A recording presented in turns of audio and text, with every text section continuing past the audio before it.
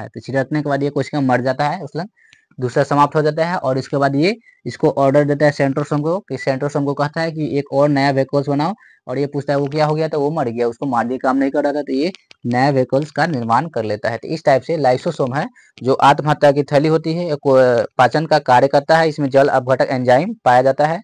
ये कोशिका के अंदर कोई भी अंग अगर कोई काम नहीं कर रहा है, कोई अंग, तो ये उसको समाप्त कर देता है। अगर मान लीजिए कोशिका के अंदर ये माइटोकॉन्ड्रिया नहीं काम कर रहा है, तो ये कोशिका क्या करेगा, इस पर जल अपघटक एंजाइम छिड़क देगा, इसको मार देगा, और फिर सेंट्रोसोम को कहेगा कि एक नया माइटोकॉन्ड्रिया का निर्माण करो, तो ये निर्माण कर देगा। अगर सपोज डेट मान लिया कि सभी गोटा मिल गया, सभी आदमी मिल के कह रहा है कि हम नहीं काम करेंगे, तो लाइसोसोम क्या करेगा, अपने आप को ब्लास्ट कर लेता है, अपने आप को चीर-फाड़ लेता है, और इसमें जल अपघटक एंजाइम पाया जाता है, जिसके कारण सारा कोशिका मर जाता है और ये भी मर जाता है। इस टाइप से वहाँ पर कोशिका का मृत्यु हो जाता है। इसीलिए इसे कोशिका का आत्महत्या की थैली या एटॉम बॉम्ब भी कहते हैं लाइसोसोम को।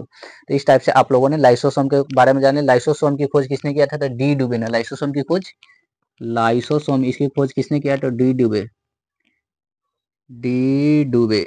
लाइसोसोम की खोज किसने किया, तो लाइसोसोम की खोज डी डुबे ने किया था। लाइसोसोम की खोज किसने किया, तो डी डुबे ने लाइसोसोम की खोज किया था।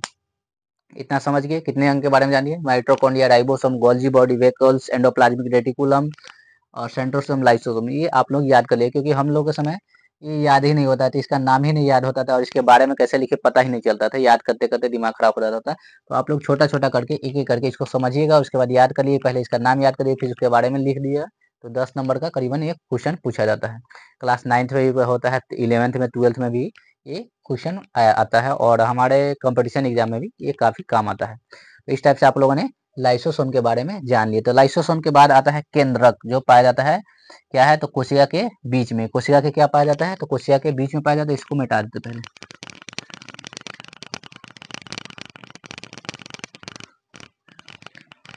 लाइसोसोम। अब जान देखते हैं केंद्रक के बारे में। किसके बारे में, केंद्रक। सबसे बड़ा केंद्रक होता है